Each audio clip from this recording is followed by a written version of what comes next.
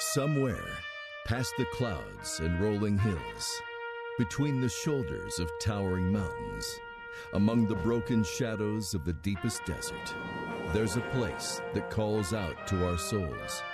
And that place is only found where the pavement ends. The Journal of the American Trophy Hunters is presented by Nikon.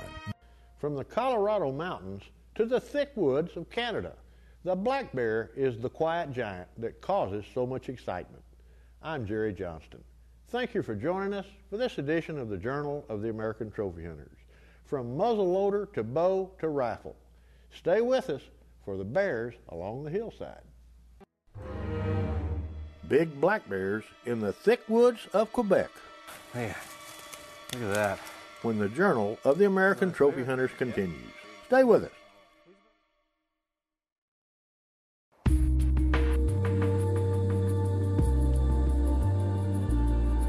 I would have figured snow everywhere and cold and white, but no, it was cold, sure, but it was just absolutely beautiful.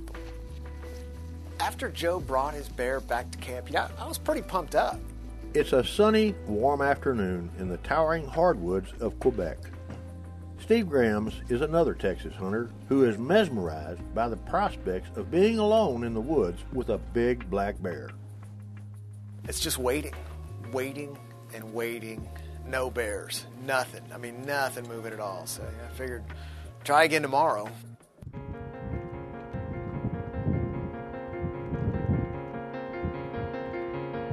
For me, the thing about bear hunting is it's the absolute perfect hunt. I mean, you get to sleep in late every morning, first off. And you get a big, huge breakfast. And later, you got to fish some in the most beautiful waters I think I've ever seen. The fishing was great. I mean, Joe and I caught tons of pike, boatloads of them. And really sometimes just cruising around the lake, in and out of the coves, that was just the prettiest part for me. Absolutely fantastic. I'm tickled pink to be here.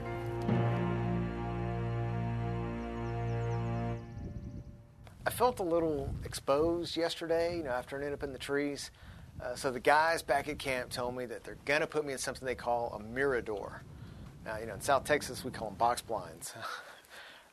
I guess you'd be surprised at how secure a little thin piece of plywood can make you feel. When I was about 14 years old, I killed my first deer. Since then, I've been all over. I've had the privilege to go to Africa, Mexico, and now finally Canada. And there's just something about a big, fat, thick black bear that just gets me pumped up.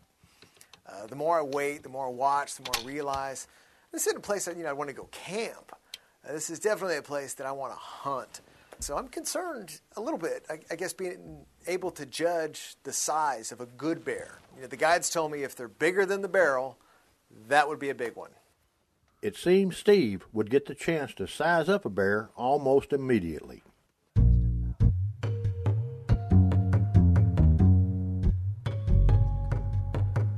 When that bear stepped out, I couldn't believe it. I mean, he looked at me, and I don't want to say something silly like he was looking into my soul or something like that, but he knew right where I was. He knew what I was. He knew I was there, and if plywood or no box blind or anything, he knew right where I was at. And there's just, I don't know, there's something about hunting a predator. But it's different than whitetail hunting. It's different than anything else I think I've ever done. And I could just feel the adrenaline surging in me.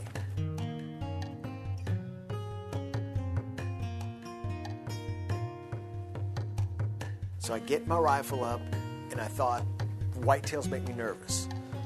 But that's nothing compared to this, because, I don't know, for some reason, even at this short distance, I don't know, I was nervous, my heart was pumping or something. I was losing confidence in my ability to hold steady. From everything I could tell, this was, pretty certain, a big bear. And he was definitely in charge, and I was definitely way out of control. Way out of control with excitement. When the bear left, I thought to myself, it's all over. It turns out he just wanted to eat in privacy. He was just out of sight, off to the right, but I was still hoping he'd be back.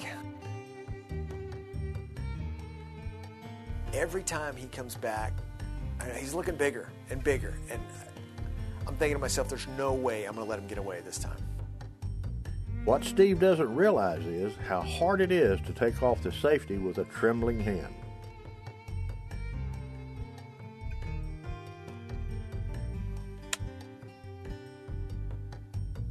He heard me, he saw me, he had to have just said, that's it, that's enough, and he skedaddled, and I was sitting there going, well, crud.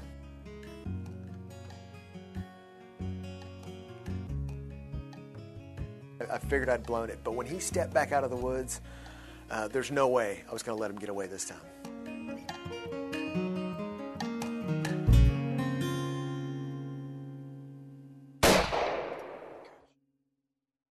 I knew I hit him hard. I felt good, I felt confident, but when you don't see him lying right there, I don't know, I got nervous.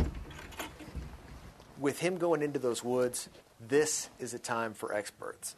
So I wasn't going to take chances. I headed to the road to meet Maxime. He's down. He's down? That's cool. Oh, nice. I heard your shot. Thanks. Maxime led me into the woods, and I was glad there was plenty of daylight because you never know how these deals are going to play out. Oh, and as it there he turns is. out, the bear didn't go but about 50 yards. Oh, gosh. That's a good one. It's a lot of black in the Oh, woods. yeah. That's a good one. Oh, my word. Look at that. I'm swishing. Oh, my word. boy. Oh, my gosh. Look at Look at the way this that- core. Guy's heavy. It's really heavy. He's like way heavy. I really didn't know what this animal was. I knew it was a big bear. I knew that he was bigger than the barrel, and Maxime was just doing backflips about this guy. But I guess for me, I was kind of in a daze. And when I started looking at this head and tried to lift it up off the ground, I mean, it's huge. He's heavy. Oh, yeah. Oh, my gosh. Look at that. Compare that to my own hand.